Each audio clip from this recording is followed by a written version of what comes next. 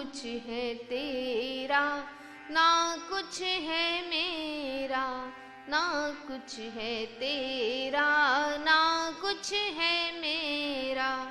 ओम नाम गाले मिटा ले अंधेरा, ओम नाम गाले मिटा ले अंधेरा।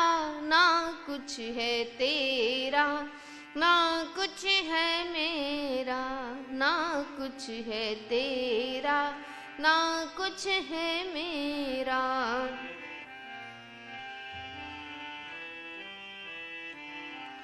प्रभु के भजन बिना सूनी जिंदगानी, प्रभु के भजन बिना सूनी जिंदगानी।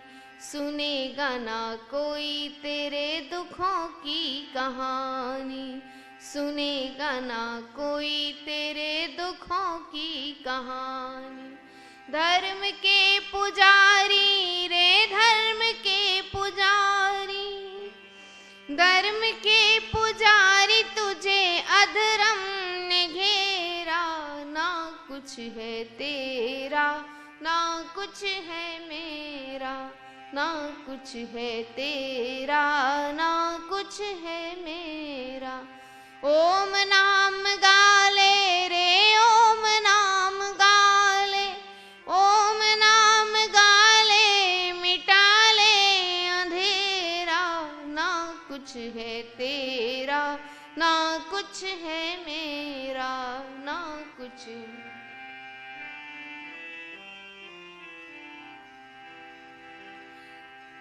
कामी और क्रोधी मन को मोह में फसाया, कामी और क्रोधी मन को मोह में फसाया।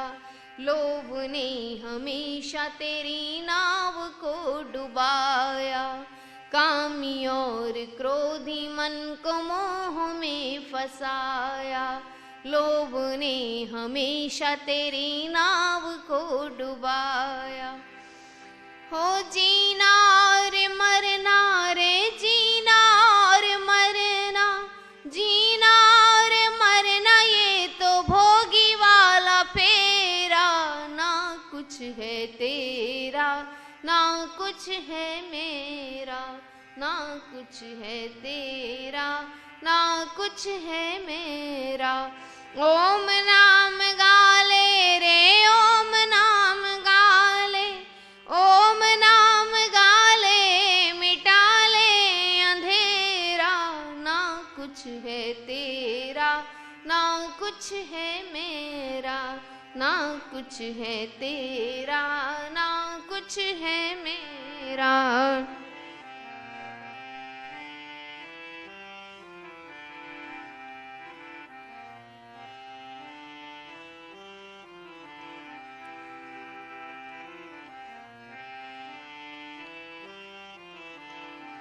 संग ना चलेगा तेरे चांदी और सोना, ओ संग ना चलेगा तेरे चांदी और सोना।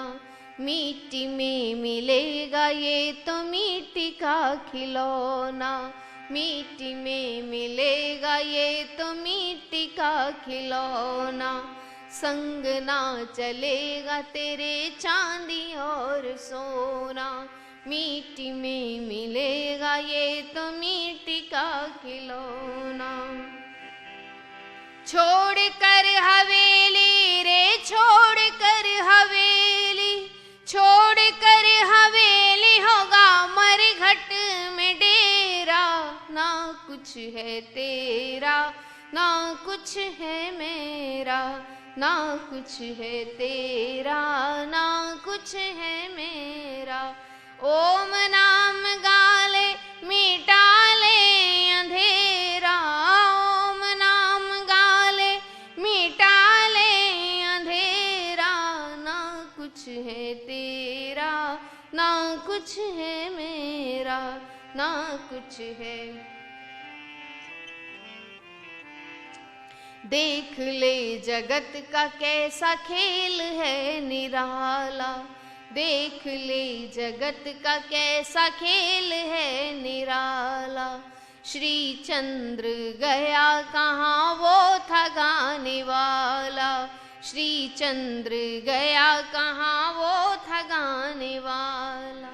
जाग जाग जाग बंदे जाग जाग जाग रे, जाग जाग जाग बंदे हो गया सवेरा। ना कुछ है तेरा ना कुछ है मेरा, ना कुछ है तेरा ना कुछ है मेरा।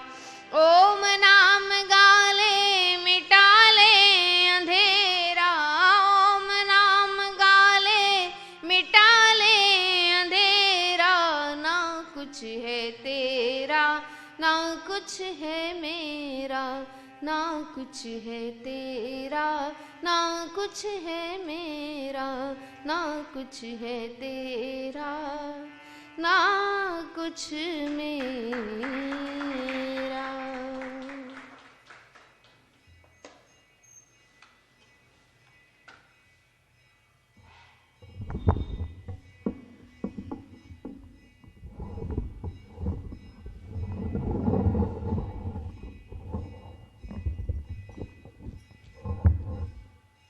ओम ओम ओम। कमर सीधी करके बैठे, मूलाधार चक्र को ऊपर को खींचें, लंबा और गहरा श्वास ओम का उच्चारण।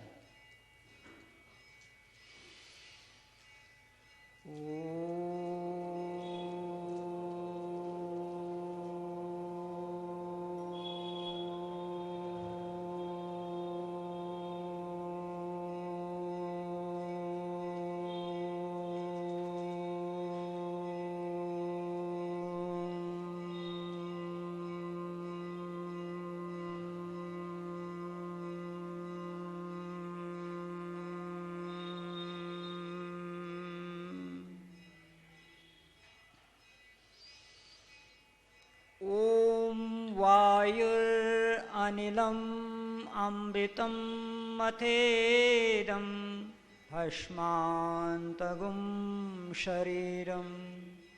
ॐ क्रतो स्मर क्लिबे स्मर कृतं स्मर। श्वास श्वास में ओम जप, वृथा श्वास ना खोय। ना जाने इस श्वास का आवन हो न हो। विष का विषधर जब डसे, ओम जड़ी चबा। है नाग दमन यह औषधि, बाहर ढूंढन न जा। है नाग दमन यह औषधि, बाहर ढूंढन न जा। ओम शांति शांति शांति। मंत्र बोलेंगे। ओम वायुर अनिलम अमृतम मथेदम भस्मान्तगुं शरीरम। ओम क्रतोस्मर क्लिवेस्मर कृतं स्मर। ओम हे सर्वरक्षक परमात्मा, यह जीवात्मा अनिलम अपार्थिव अमृतम अमर है। अथ और इदम शरीरम, यह शरीर भस्मान्तगुं नष्ट होने वाला है। क्रतो हे कर्मशील जीवात्मा, ओम स्मर ओम का स्मरण कर। क्लिवे स्मर अपने सामर्थ्य को बढ़ा। कृतं स्मर अपने किए हुए पिछले कर्मों को याद कर। ओम शांति ही शांति ही शांति ही। तो पिछले हफ्ते हमने बताया था कि ये जो ओम परमेश्वर का मुख्य नाम है ये निराकार है। फिर कई लोगों ने कहा कभी कभी तो साकार होता है। तब उस पर वेद भगवान ने बोला नहीं, साकार होने में दोष है, और 9 दोष मैंने आपको बताए थे, वो सभी आपको याद होंगे। अब आगे बढ़ते हैं।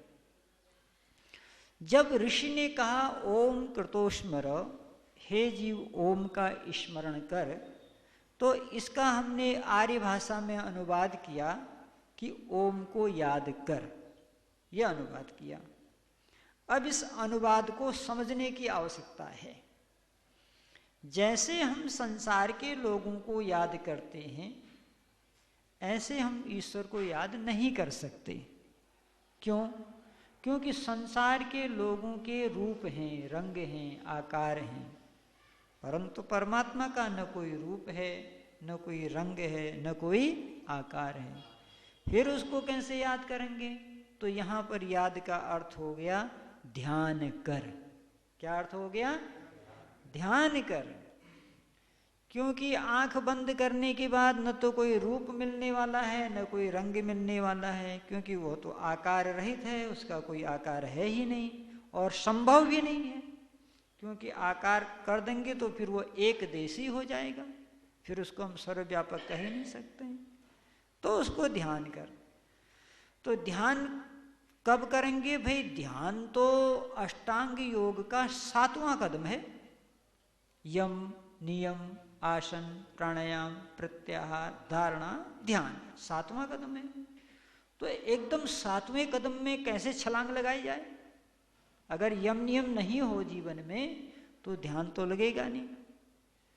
तब ऋषि लोग समझाते हैं कि धर्म ते वीरति योग ते ज्ञाना, ज्ञान मोक्ष प्रद वेद बखाना। ये महात्मा तुलसीदास कह रहे हैं कि ऐसे समझो, धर्म ते विरति, जब मनुष्य धार्मिक होगा, धर्म आचरण करेगा।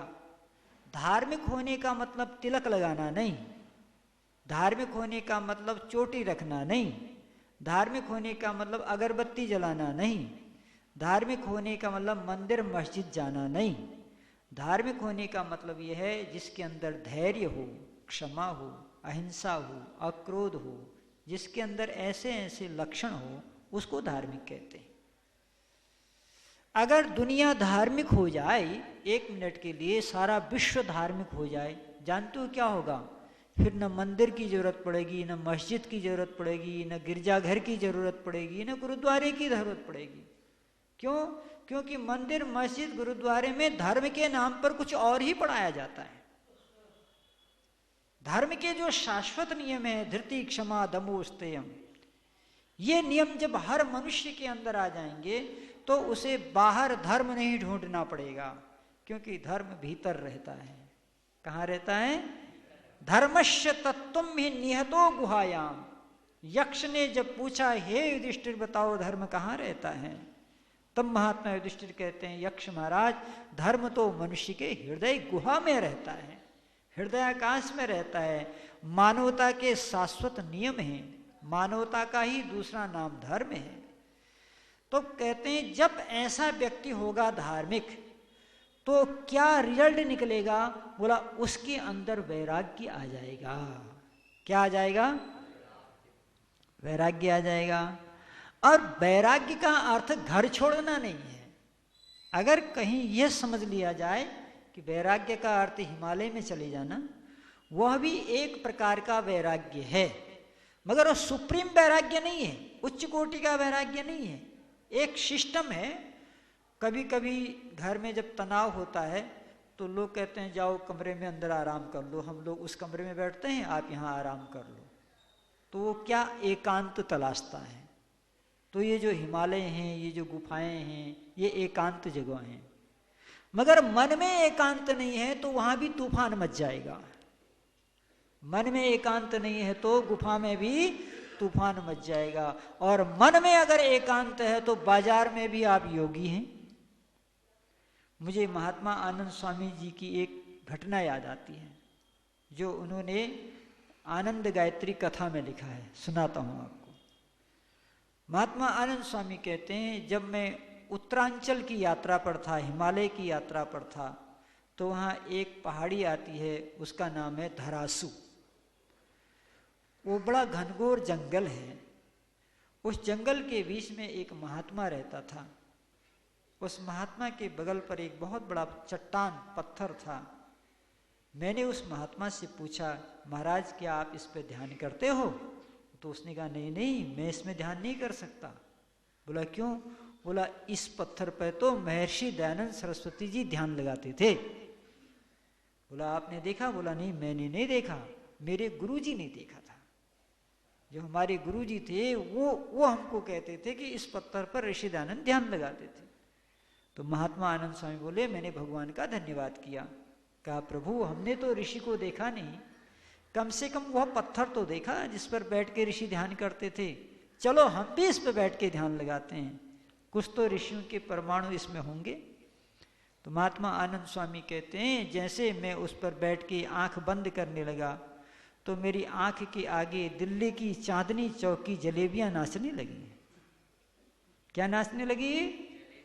कहाँ की? दिल्ली के चांदनी चौक की जलेबियां।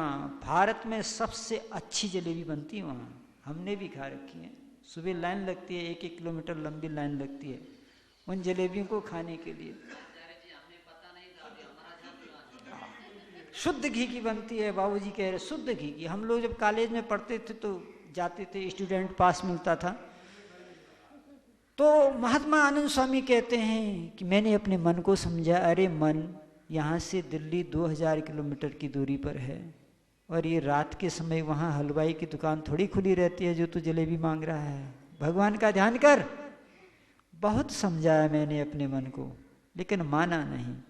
सवेरे उठते ही मैंने महात्मा को प्रणाम किया और चल पड़ा वहाँ से दिल्ली की ओर। देखो, दिल्ली जब आया तो सुबह के 6-7 बज रहे थे, दुकान थी बंद। मैंने कहा अब क्या करेगा?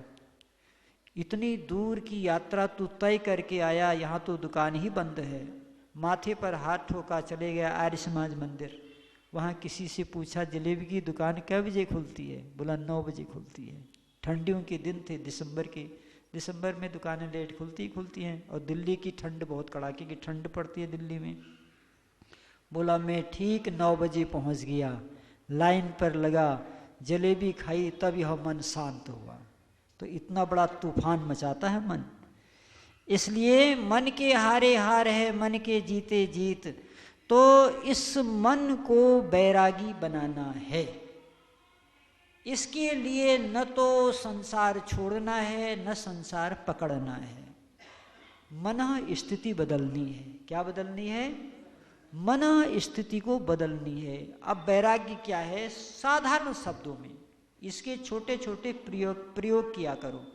मान लो आपको रसगुल्ला बहुत अच्छा लगता है, मान लो, और अब आपको वैरागी होना है, तो अब क्या करें? बाजार से रसगुल्ला लाएं और अपने आगे मेज पर रख दें, कुर्सी पर आप बैठ जाएं। अगर उस रसगुल्ले को देख करके आपके मुंह में पानी न आए 1 इंच भी, समझो आप वैरागी हो गए हैं। अगर पानी आ गया है तो खाने में कोई पाप नहीं है, तब ये समझ लेना अभी वैराग्य नहीं हुआ है। घर ही में आप परीक्षा कर सकते हैं अपने वैरागी होने का। पहाड़ों में जाने की जरूरत नहीं, छोटे छोटे चीजों में प्रैक्टिकल करते रहना चाहिए। तो धर्म ते विरेगी, तब आप धार्मिक भी नहीं हैं, क्योंकि धार्मिक व्यक्ति वही होता है जिसके अंदर विषय भोगों से विराम हो जाए, ईर्ष्या न हो। ईर्ष्या होना अलग चीज है, ईर्ष्या करेंगे और खतरनाक मामला हो जाएगा। वस्तु आपके सामने हो और आपको प्रभावित न करे, और उन चीजों का प्रयोग करो जो आपकी फेवरेट चीजें हैं, जो आपको बहुत अच्छी लगती हैं। हर व्यक्ति की अपनी अपनी चॉइस होती है। उन चीजों को सामने रख करके छोटे छोटे प्रयोग क्यों करो। तो जिस दिन आप धार्मिक बनेंगे और आपके अंदर वैराग्य पैदा हो जाएगा, फिर क्या कहते हैं, योग, तब आप योग की ओर प्रस्थान करेंगे। जब तक वैराग्य नहीं है तब तक योगी बनना संभव नहीं है। धर्म ते वृत्ति योग, और जब योग आ जाएगा, योग ते ज्ञाना, योगी व्यक्ति को ही ज्ञान होता है। कौन सा ज्ञान? अनुभव का ज्ञान। कौन सा ज्ञान? ज्ञान दो प्रकार का होता है, शब्द ज्ञान और अनुभव का ज्ञान है। वैसे तो संशयात्मक ज्ञान भी है, मिथ्या ज्ञान भी है, लेकिन यहाँ पर केवल प्रकरण के आधार पर हम दो ही प्रकार का ज्ञान बोलेंगे, शब्द का ज्ञान और अनुभव का ज्ञान। तो जब व्यक्ति योगी हो जाएगा तब उसका जो ज्ञान होगा वो परिपक्व ज्ञान हो जाएगा, वो अनुभव में आया हुआ ज्ञान हो जाएगा। इसलिए यहाँ जो ओम कृतो स्मर कहा कि हे जीवात्मा तू ओम का स्मरण कर, इसका मतलब प्रतिदिन थोड़ा ध्यान किया कर, मेडिटेशन प्रतिदिन थोड़ा थोड़ा करना चाहिए। अभ्यास करें 2 मिनट का। भले ही आप, एक आदमी 1 घंटा ध्यान करता है आंख बंद करके, उसके बाद लोगों को प्रचार करता है कि मैं 1 घंटा ध्यान करता हूँ। उस 1 घंटे में वो अमेरिका, इंग्लैंड, जापान, पता नहीं कहाँ कहाँ घुमाता है। ऐसा ध्यान नहीं करना है, भले ही 2 मिनट करो। उस 2 मिनट में ऐसा ध्यान हो कि दुनिया की सुध बुध आपसे हट जाए, आप अपने आप को परमात्मा की गोद में बैठा हुआ महसूस करें। जैसे एक छोटा बालक माँ की गोद में जब बैठता है तो उसको मानो अमृत मिल जाता है। ठीक इसी प्रकार से जब भक्त भगवान की गोद में बैठता है, 2 मिनट भी अगर उसका ध्यान लग गया तो उस 2 मिनट में ही उसका कायाकल्प हो जाता है। 24 घंटे ध्यान लगाने की जरूरत नहीं है। भाई आप अपने मोबाइल को चार्ज करते हैं, 10 मिनट 15 मिनट मोबाइल चार्ज हो जाता है। वैसा नहीं दिन भर चार्ज ही करते रहते हैं उसको। तो ध्यान भी एक तरह का चार्जिंग है, पावर है। उस 2 मिनट के ध्यान से क्या होगा, उस 6 मिनट के ध्यान से क्या होगा कि सारे दिन भर आपका ध्यान ईश्वर में लगा रहेगा। आप दुकानदारी करें, ग्राहकी करें, किसी से बात करें, बच्चों से बात करें, सब काम करते हुए भी आपका मन ईश्वर में लगा रहेगा। कैसे? जैसे किसी बेटी का नया नया विवाह होता है, नया नया विवाह, और नया नया विवाह होने के बाद वो चली जाती है मायके। आज विवाह हुआ, बारात आ गई, दूसरे दिन चलेगी मायके। अब वो मायके जाके अपने माँ से बोलती है, पिता से बोलती है, भाई से बोलती है, पड़ोसियों से बोलती है, सखियों से बोलती है, लेकिन उसका मन कहाँ लगा रहता है? उसके पति में। तो परमात्मा क्या है? वो सबका पति है। क्या है परमात्मा? विश्वपति जगदीश तू, तेरा ही ओम नाम है। मस्तक झुका के ऐ पिता, तुझको मेरा प्रणाम है। माता तू ही, बंधु तू ही, माता तू ही, पिता तू ही, बंधु तू ही, सखा तू ही। विश्वपति जगदीश तू, तेरा ही ओम नाम है। मस्तक झुका के ऐ पिता, तुझको मेरा प्रणाम। ये है ध्यान। ओम कृतो स्मर, हे जीवात्मा तू ओम का स्मरण कर। महर्षि पतंजलि महाराज कहते हैं एक तानता ध्यानम, कि ध्यान क्या है? बोले जिस लक्ष्य को प्राप्त कर रहे हैं वहां से दूसरी ओर मन का न जाना, वहां से दूसरी ओर मन का न जाना। इतिहास में एक घटना आती है, एक बार सम्राट अकबर जंगल में गया था शिकार खेलने के लिए। तो उधर गांव से एक किसान बकरी चराने के लिए जंगल में गया था, और अकबर जब जंगल में पहुंचा तो नमाज का समय हो गया। और आप जानते हो मुसलमान दिन में 5 बार नमाज करते हैं, और जब भी उनका नमाज का समय होता है वो सब दुकान कान सब छोड़ देंगे, वहाँ पहुँचेंगे वो गोल टोपियाँ लेके। तो अकबर जो है अपनी चादर बिछाया और नमाज करने लगा। उधर वो जो महिला थी जिसका पति बकरी चराने के लिए गया था, उसने सोचा कि पतिदेव रोज समय से आ जाते थे, आज देर हो गया है, जंगल का मामला है, पता नहीं क्यों नहीं आए। तो वो चल पड़ी अपने पति से मिलने के लिए। जब वो अपने पति से मिलने के लिए गई तो रास्ते में ही अकबर नमाज अदा कर रहा था, तो वो अकबर की चादर को चीरते हुए भागे। अकबर का ध्यान टूटा और अकबर ने बहुत डांटा उसको, लेकिन उसने सुना नहीं। क्यों नहीं सुना? क्योंकि उसका ध्यान अपने पति में लगा हुआ था। वो वहाँ गई, भगवान की कृपा से उसका पति उसको सकुशल मिल गया। जब वो लौट के आ रही थी तब वो अकबर से मिली। अकबर ने कहा, तुम्हें दिखाई नहीं देता? तुम्हारी आंखें फूटी हैं? मैं अल्लाह की इबादत कर रहा था और तुम इसी चादर से कूदते हुए निकल गई, तुम्हें मालूम है कितना बड़ा दंड तुमको मिलेगा। उस महिला ने कहा, जहाँ पना मैं एक संसारी इंसान से मिलने जा रही थी और उसमें मैं इतनी लीन थी, न मैंने अकबर देखा न अकबर की चादर देखी। तुम कह रहे हो तो मान लेती हूँ, लेकिन मुझे आश्चर्य हो रहा है, तुम तो खुदा को याद कर रहे थे, तुमको मैं कैसे दिखाई दी? लानत है तुम्हारे नमाज पर। इसे कहते हैं ध्यान। तो जिस समय आप ध्यान में बैठो उस समय फिर आप ही आप रहो और आपका परमात्मा रहे। लोग कहते हैं ना, तन मन धन सब कुछ है तेरा, स्वामी सब कुछ है तेरा, तेरा तुझको अर्पण क्या लागे मेरा, ओम जय जगदीश हरे। ये आरती आर्य समाजी की लिखी हुई है, गाता पौराणिक है इसको, लेकिन ये आर्य समाजी भजनोपदेशक की लिखी हुई आरती है। ओम का नाम अच्छा अर्थ है।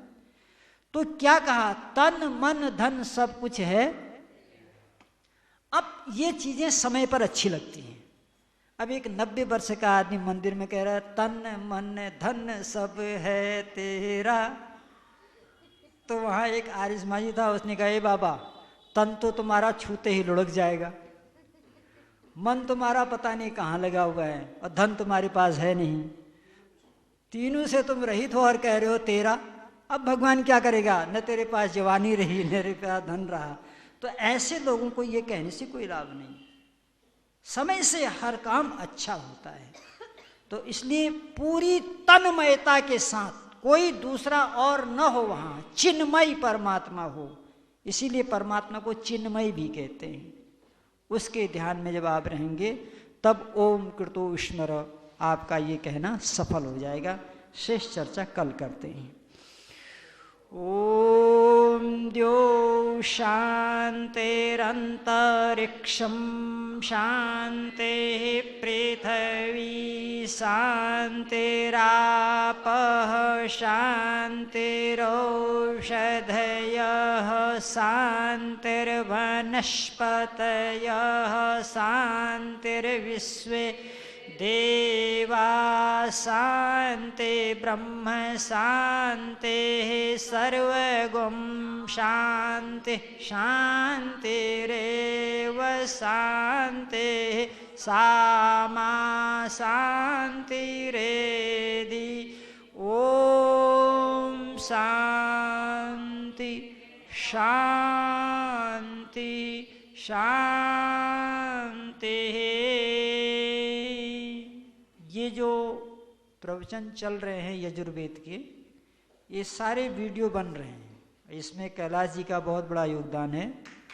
आप जो है इन वीडियो को बाद में भी सुन सकते हैं, सिस्टम बाय सिस्टम पूरा क्रम से चल रहा है। जो मंत्र पर है, एक दिन केवल रविवार को नागा होता है, तो रविवार के दिन हम दूसरा वीडियो बनाते हैं, उसको लिख देते हैं कि ये प्रसंग से अलग वीडियो है। तो सारे आपको बाद में भी सुनने को परिवार सहित आप सुन सकते हैं, आनंद ले सकते हैं। जो बोले सो भय वैदिक धर्म की, सत्य सनातन वैदिक धर्म की, महर्षि देवदयानंद की, गुरुवर विरजानंद की, भगवान राम की, भगवान कृष्ण की, आर्य समाज, वेद की ज्योति, ओम का झंडा, वैदिक ध्वनि।